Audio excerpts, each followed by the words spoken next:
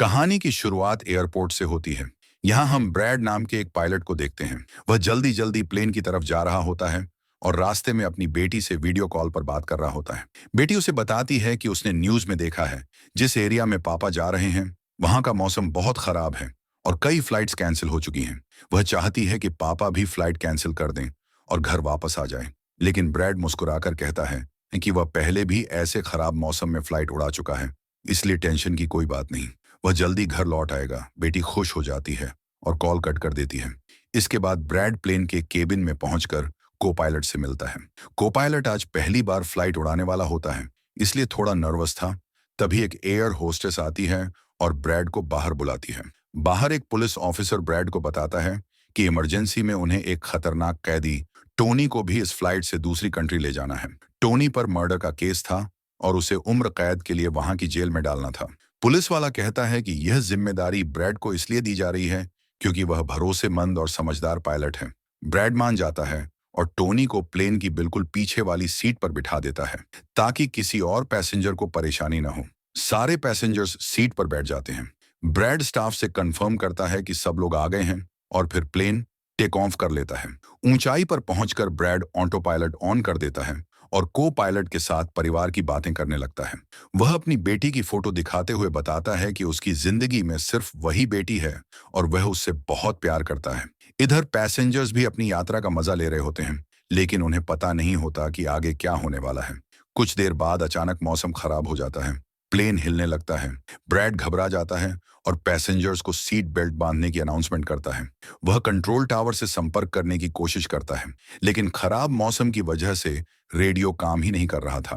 तभी अचानक बिजली की तेज धमक प्लेन से टकराती है और प्लेन जोर जोर से झटके खाने लगता है। ब्रैड बाहर जाकर पैसेंजर्स को चेक करता है। सौभाग्य से सब ठीक होते हैं, पर प्लेन की लाइट्स धीरे धीरे बंद होने लगती हैं। फिर एक और बड़ा झटका लगता है और ब्रैड का सिर छत से टकरा जाता है। उसके माथे पर चोट लग जाती है। पैसेंजर्स घबराहट में चीखने लगते हैं। ब्रैड तुरंत वापस केबिन में आता है और को पायलट के साथ मिलकर प्लेन संभालने की कोशिश करता है। आगे का रास्ता बिल्कुल दिखाई नहीं दे रहा था, इसलिए ब्रैड कहता है कि प्लेन को नीचे लाना होगा, क्योंकि अगर एक और झटका लगा तो प्लेन टूट सकता है। वे प्लेन का अल्टीट्यूड कम करने लगते हैं। इसी दौरान क्रिमिनल टोनी के साथ बैठा पुलिस अफसर अपना मोबाइल उठाने के लिए सीट बेल्ट खोल देता है। उसकी मदद करने एयर होस्टेस भी सीट बेल्ट खोलती है, लेकिन नीचे जाते प्लेन की स्पीड इतनी तेज थी कि सीट बेल्ट खुलते ही दोनों ऊपर की तरफ उछलकर छत से टकरा जाते हैं और उसी समय उनकी मौत हो जाती है। प्लेन अब बहुत नीचे आ चुका था और किसी तरह ब्रैड और को पायलट उसे कंट्रोल कर लेते हैं, लेकिन प्लेन में काफी कम पावर बची थी। इससे स्पष्ट था कि एयरपोर्ट तक उड़कर जाना अब मुमकिन नहीं था। ब्रैड सोचता है कि प्लेन को समुद्र में क्रैश लैंड कर दें। तभी उन्हें दूर एक छोटा सा आइलैंड दिखता है। वे तुरंत प्लेन को उसी दिशा में मोड़ देते हैं। बहुत मेहनत और संघर्ष के बाद ब्रैड आखिरकार आइलैंड की एक सड़क पर इमरजेंसी लैंडिंग कर देता है। खुशकिस्मती से सभी पैसेंजर्स बिल्कुल सुरक्षित होते हैं। किसी को भी चोट नहीं आती। लैंडिंग के थोड़ी देर बाद प्लेन के पीछे शॉर्ट सर्किट से आग की छोटी सी चिंगारी उठती है, जिसे देखकर ब्रैड चैन की सांस लेता है। प्लेन में अभी भी थोड़ी बहुत बिजली बची थी। सारे पैसेंजर्स के उतरने के बाद एक एयर होस्टेस कैप्टन ब्रैड को बताती है कि जो पुलिस अफसर टोनी को ले जा रहा था वह झटकों में मारा गया है और एक एयर होस्टेस भी मर चुकी है। यह सुनकर ब्रैड बहुत दुखी हो जाता है। इधर एयरलाइन कंपनी का मालिक यह देखकर परेशान हो जाता है कि उसका एक प्लेन अचानक गायब हो गया है। उसे ना प्लेन दिख रहा था और ना ही रेडियो काम कर रहा था। इसीलिए वह स्कार्सडेल नाम के एक रेस्क्यू एक्सपर्ट को बुलाता है। मालिक उससे कहता है कि उसे पता लगाना है प्लेन कहाँ गया, पायलट और पैसेंजर्स कहाँ फंसे हैं। स्कार्सडेल तुरंत अपनी टीम के साथ काम शुरू कर देता है। पैसेंजर्स ब्रैड से पूछते हैं कि आखिर हम यहाँ क्यों उतरे। ब्रैड सबको इकट्ठा करके समझाता है कि खराब मौसम और खराब मशीनरी की वजह से आपातकाल में लैंड करना पड़ा। वह कहता है कि प्लेन में थोड़ी बिजली बची है, जिससे वह बाकी चीजें ठीक करने की कोशिश करेगा। तब तक सबको शांत रहना चाहिए। ब्रैड और को पायलट प्लेन का नक्शा देखते हैं। को पायलट बताता है कि वे एक प्राइवेट आइलैंड पर फंसे हैं। यह जगह बहुत खतरनाक है क्योंकि यहाँ ऐसे लोग रहते हैं जो किसी सरकार की बात नहीं मानते। वे बाहरी लोगों को पकड़ लेते हैं और सरकार भी उन्हें रोक नहीं सकती। यह सुनकर ब्रैड समझ जाता है कि सिर्फ रेस्क्यू टीम ही उन्हें बचा सकती है। इसलिए वे रेडियो ठीक करने लगते हैं, लेकिन रेडियो पूरी तरह जल चुका था। ब्रैड पैसेंजर्स को बताता है कि रेडियो काम नहीं कर रहा। वह कहता है कि वह आइलैंड के दूसरे हिस्से में जाएगा और किसी भी तरह कंट्रोल टावर से संपर्क करके रेस्क्यू बुलाएगा। इसके लिए वह एक बड़ा फैसला लेता है। वह टोनी की हथकड़ी खोल देता है और कहता है कि टोनी उसके साथ चलेगा। को पायलट को वह प्लेन की बिजली ठीक करने के लिए कहता है। फिर ब्रैड और टोनी जंगल में निकल पड़ते हैं। रास्ते में टोनी उससे पूछता है कि उसने उस पर भरोसा क्यों किया।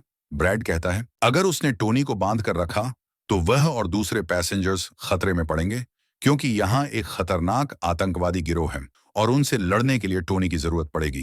टोनी बताता है कि वह पहले यूएस मिलिट्री में था और कई साल फौज में काम कर चुका है। कुछ देर बाद टोनी की आवाज नहीं आती। ब्रैड पीछे मुड़कर देखता है। टोनी गायब। वह ब्रैड को अकेला छोड़कर भाग गया था। अब ब्रैड अकेला ही जंगल में आगे बढ़ता है। जंगल में वह एक पुरानी फैक्ट्री में पहुंचता है। वहां उसे एक पुराना खराब टेलीफोन मिलता है।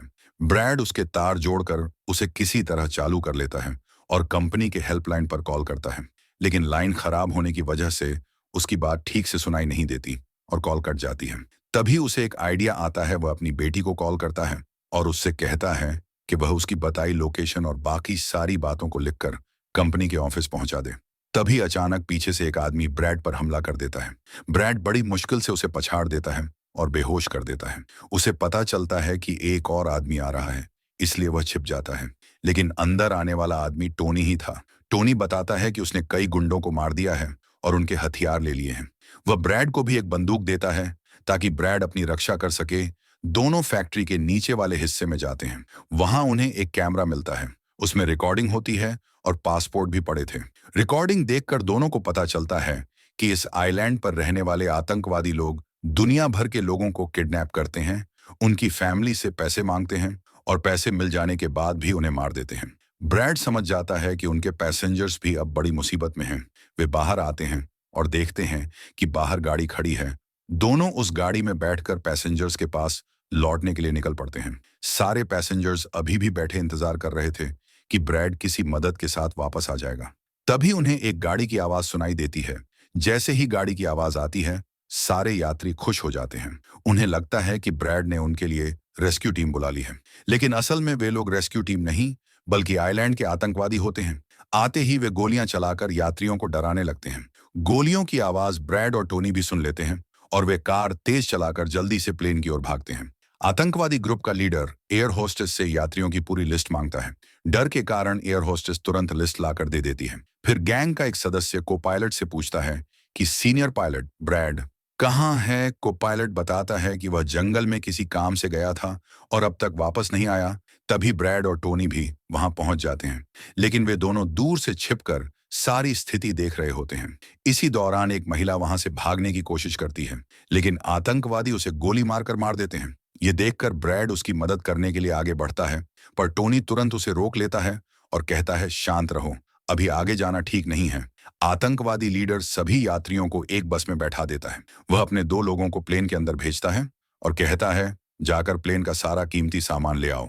इसके बाद वे लोग यात्रियों को बस में लेकर अपने अड्डे पर जाने लगते हैं। गैंग के जाते ही ब्रैड टोनी पर गुस्सा करता है। वह कहता है, उन्होंने हमारे पैसेंजर्स को ले गया और तुमने मुझे जाने ही नहीं दिया। टोनी उसे समझाता है, वो लोग बहुत ज्यादा थे, अगर तुम जाते तो अकेले उनसे लड़ नहीं पाते। अब ब्रैड और टोनी वापस प्लेन की तरफ जाने लगते हैं। वहां पहुंचकर वे उन 2 गुंडों को पकड़ लेते हैं जो प्लेन से कीमती सामान चुरा रहे थे। ब्रैड गन दिखाकर उनसे पूछता है, तुम्हारा लीडर पैसेंजर्स को कहां ले गया है। एक गुंडा डरकर बताता है, यहां से थोड़ी दूर हमारा अड्डा है।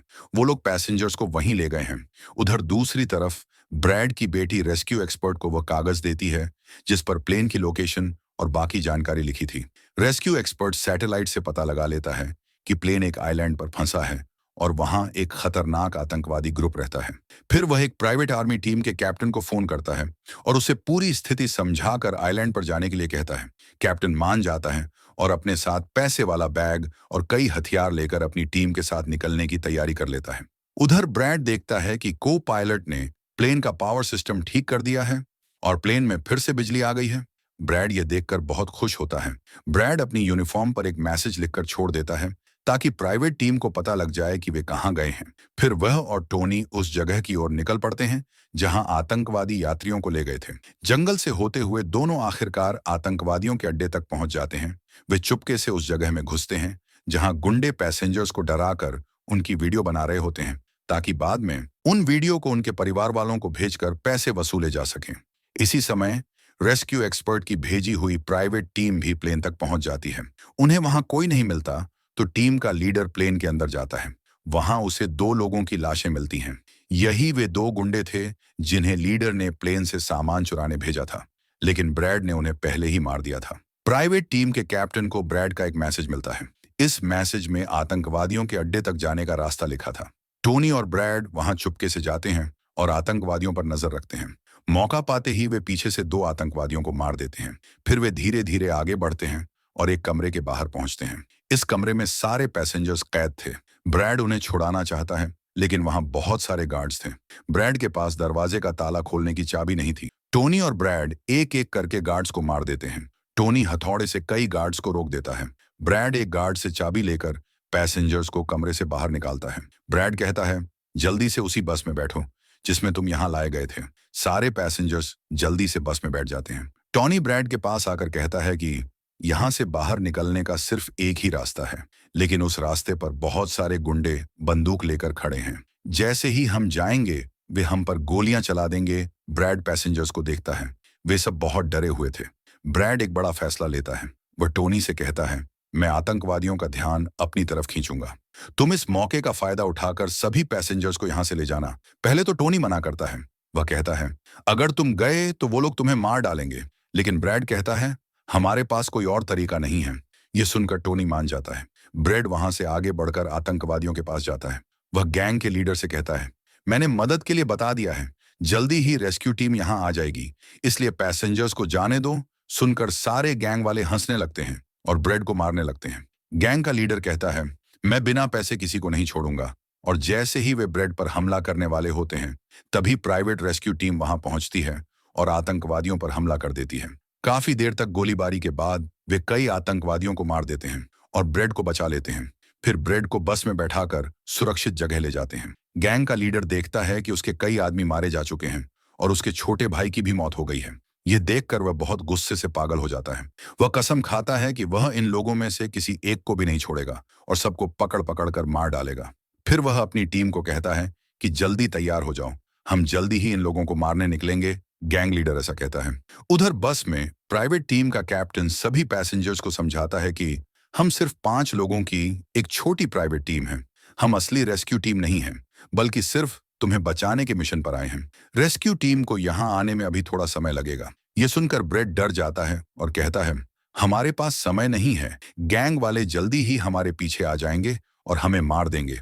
पर मेरे पास एक आइडिया है। ब्रैड जहाज के पास पहुंचकर सभी पैसेंजर्स से कहता है कि जहाज 30 मिनट में यहां पहुंच जाएगा। मेन पावर वापस आ गई है। अब हम इसे स्टार्ट करके तुरंत यहां से निकल सकते हैं, इसलिए आप सब जल्दी से प्लेन में बैठ जाओ। ब्रैड कहता है, हम रेस्क्यू टीम का इंतजार नहीं कर सकते, उन्हें आने में देर लगेगी और अगर हम यहां रुके रहे तो आतंकवादी हमें मार देंगे। यह सुनकर सभी लोग जल्दी जल्दी प्लेन में चढ़ जाते हैं। उधर ब्रैड प्लेन को अच्छी तरह चेक करने में लग जाता है ताकि उड़ान के लिए सब ठीक हो। प्राइवेट टीम के लोग पहले ही तैयार हो जाते हैं ताकि किसी खतरे का सामना कर सकें। तभी अचानक आतंकवादी आकर उन पर हमला कर देते हैं। प्राइवेट टीम तुरंत उन्हें रोकने लगती है और दोनों तरफ से भारी गोलीबारी शुरू हो जाती है।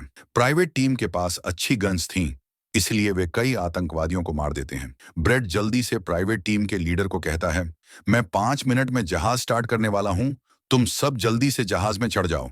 इसके बाद ब्रैड टोनी के पास जाता है और उसका धन्यवाद करता है। ब्रैड टोनी से कहता है कि तुमने मेरे मुश्किल समय में मेरा साथ दिया। ब्रैड खुद को गोलियों से बचाते हुए जहाज में जाकर अपने केबिन में बैठ जाता है और पायलट के साथ मिलकर प्लेन स्टार्ट करने लगता है। उधर टोनी की गोलियां खत्म हो जाती हैं। जब वह बुलेट्स ढूंढने के लिए प्राइवेट टीम का बैग खोलता है तो उसे एक बैग मिलता है जो पैसों से भरा हुआ था, लेकिन टोनी पैसों को छोड़ देता है और दूसरी बैग से गोलियां निकालकर फिर से आतंकवादियों से लड़ने लगता है। इस बीच ब्रैड भी प्लेन को दाईं तरफ मोड़ देता है। अब प्राइवेट टीम के सैनिक भी एक एक करके जहाज में चढ़ने लगते हैं। टोनी प्राइवेट टीम के सैनिकों को कवर फायर देता है। पावर आने की वजह से रेडियो भी काम करने लगता है। ब्रैड को प्लेन कंपनी का मालिक बताता है कि मैं तुम्हें एक सुरक्षित जगह बता दूंगा जहां तुम जा सकते हो। सारे लोग जहाज में चढ़ जाते हैं, लेकिन टोनी नहीं चढ़ता, क्योंकि अगर वह प्लेन में जाता तो पुलिस उसे फिर से पकड़कर जेल में डाल देगी।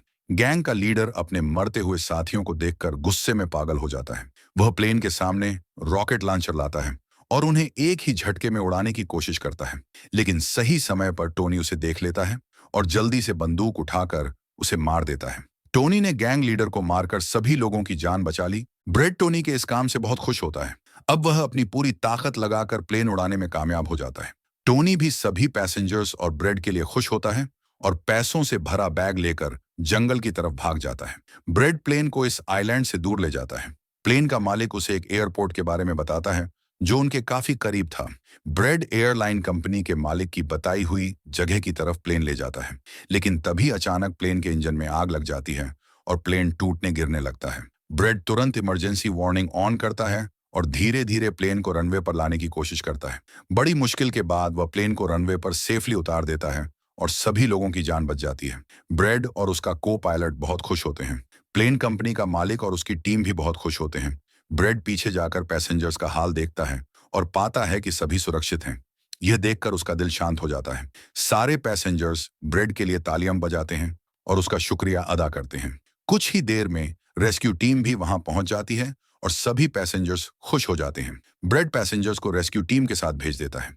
फिर कैप्टन ब्रेड आराम से प्लेन की सीढ़ियों पर बैठकर अपनी बेटी से कॉल पर बात करता है